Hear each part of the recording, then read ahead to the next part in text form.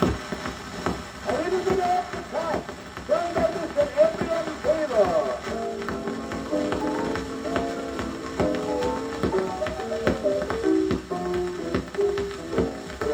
A very old friend of mine, and I went to his house to dine. Some of the aristocracy were there.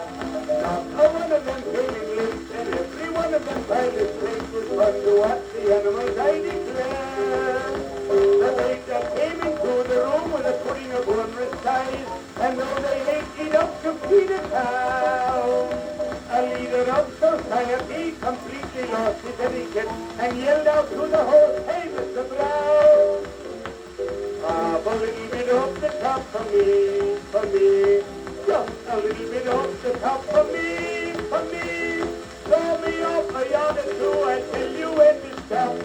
All I want is a little bit off the top." If you want to enjoy a show upon Broadway is the place to go, for there you see the proper kind of play.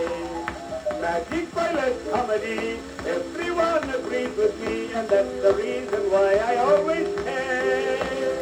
I went to one the other night and gave up my little coup. In front of me there sat a lady fair. The yard high, I couldn't see the stage at all, so I was forced to mournfully declare, "Take a little bit off the top for me. Chop a little bit off the top for me. Cut away a yard or two, or else I call a cop. All I want is a little bit off the top." I went out in the fields one day, saw a beautiful pile of hay. Under it I made up my mind to freeze. Covered myself with hay, you know, had nothing to worry my mind, and so I started gently rocking myself to sleep. I woke and found to my surprise a couple had come to school, and they had sat right on my blooming head. They didn't know that I was there. I stood it for an hour or two, then very politely to the couple said, "Move a little bit off the top for me. Shift a little bit off the top for me. Take away the gentleman, the lady, she can stop.